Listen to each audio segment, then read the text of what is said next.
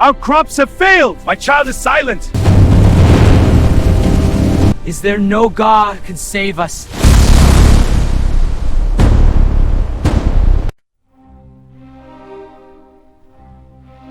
No one remembered when the darkness began.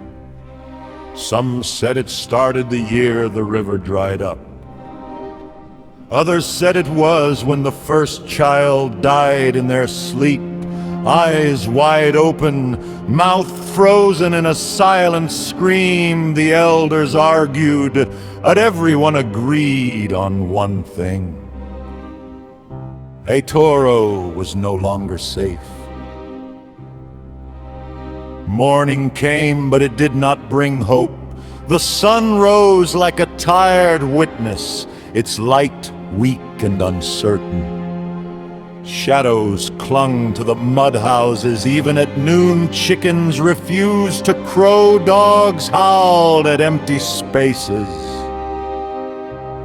Women tied their babies to their backs with shaking hands, whispering prayers they were no longer sure anyone heard.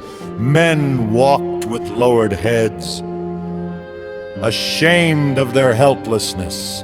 The soil cracked beneath their feet, hard, unyielding, barren. Nothing grew, nothing stayed whole, nothing lasted. Sickness moved through the village like a familiar visitor. First it was coughs that would not leave, then fevers that burned through the night, then strange swellings, sudden blindness, unexplained deaths. Worst of all were the nightmares. Children screamed at night, pointing at corners where no one stood. Some spoke in voices that were not theirs. Others woke with scratches on their bodies, though the doors had never been opened. The elders called it a curse, and when curses came, there was only one place to go: Babo Jinlana!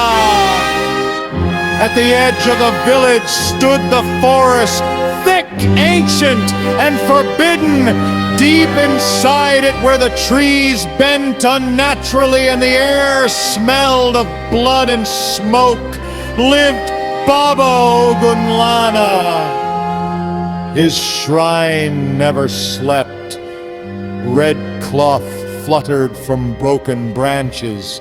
Cowries lined the ground in strange patterns. The fire before his hut burned day and night, fed by fear and sacrifice. When trouble came, the people came running. A woman whose womb had been empty for 10 years, a farmer whose crops died overnight, a father whose child no longer spoke. They knelt before Babo Gunlana, pressing their foreheads to the dirt. Help us! They beg! Save us! Drive away the darkness! Babo Gunlana would stare into the fire, eyes half closed, voice low and frightening. The spirits are angry, he would say. You have offended them. They demand payment. Goats were slaughtered. Chickens screamed, blood soaked into the earth. For a moment, things would seem better. A fever would break. A dream would stop. A child would sleep peacefully for a night. The people would sigh in relief, but the darkness always returned, stronger, bolder, more cruel. Each sacrifice fed it. Each visit to the shrine pushed a Toro deeper into bondage, yet fear chained the people. If we stop going, they whispered, it will be worse. The question no one dared ask.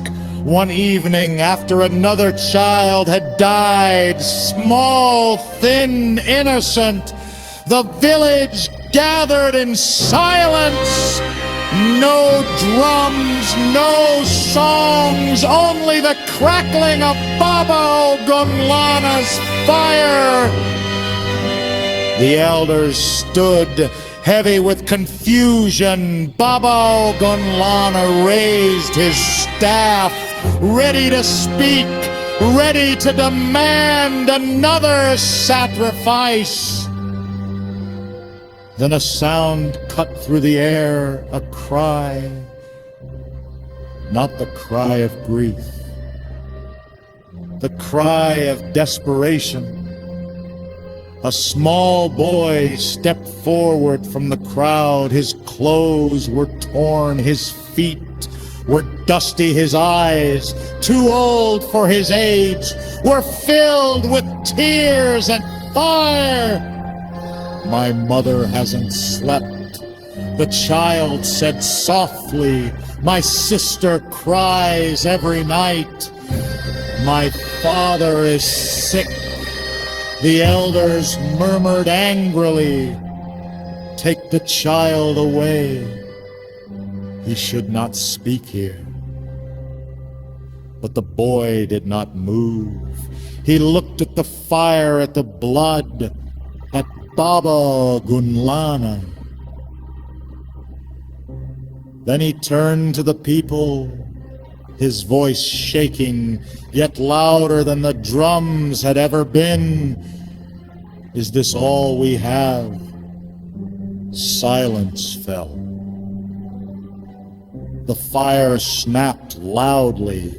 The boy swallowed hard and asked the question that split the air open. "Is there no God who can save us?" Gasps echoed through the crowd. A woman screamed, an elder dropped his staff. Baba Gunlana's face darkened. "Silence!" he thundered. "Do you want the spirits to kill us all?" The child began to cry, not in fear, but in sorrow. "I just want the darkness to go," he whispered. No one answered him. That night, the forest howled, a shift in the unseen. As a toro slept uneasily, something moved beyond the village. Something unseen but unstoppable,